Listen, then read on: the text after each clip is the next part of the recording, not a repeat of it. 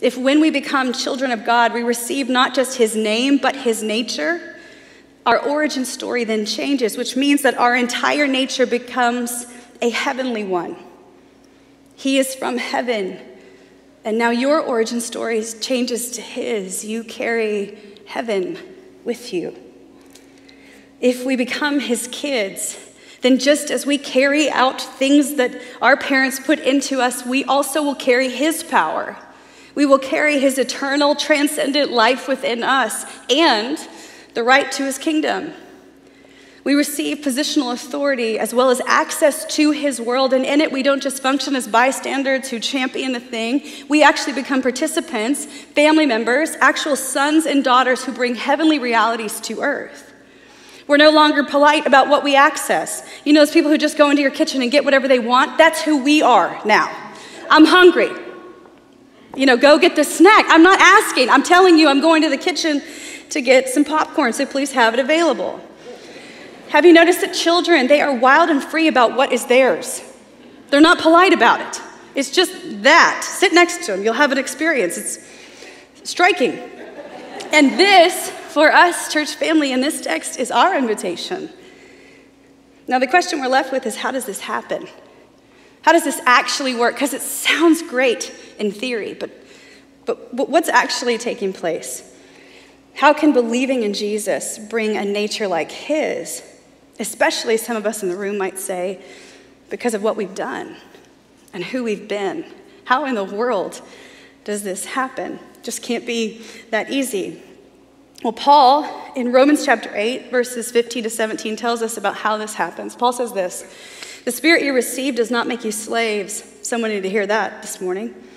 "So that you live in fear again. Rather, the spirit you received at salvation brought about your adoption to sonship or daughtership. And by him we cry, 'Abba, Father.' The Spirit himself testifies with our spirit that we are God's children. Now, if we are children, then we are heirs, heirs of God and co-heirs with Jesus, the Messiah, if indeed we share in his sufferings, in order that we may also share in his glory." Now, this text is loaded with huge theological realities that Tyler will one day teach us about, but here's what I want us to see.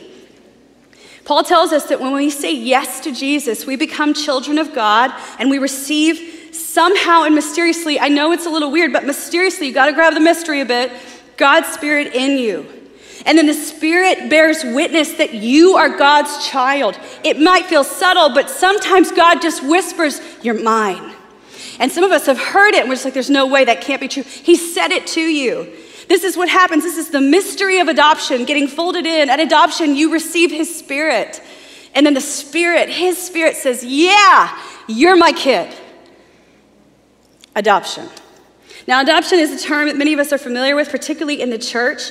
And while it does come, we know with honest realities, many of you in this room know that, it is never a measure of lesser love. In fact, it is quite the opposite, because some of us could rule it out, well, it's adoption. It is never an act of lesser love.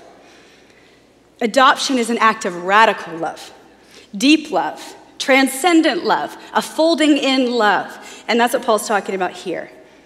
He's using language that shows us that when we become children of God, it's through invitation and choice. He's not militant. He's not inserting himself or over-asserting himself. He's inviting us in. And when we say yes, we are fully changed. In adoption, rights are given, and names and natures are changed through a single act. And from that, destinies are reoriented and futures are secured through unbreakable love and commitment.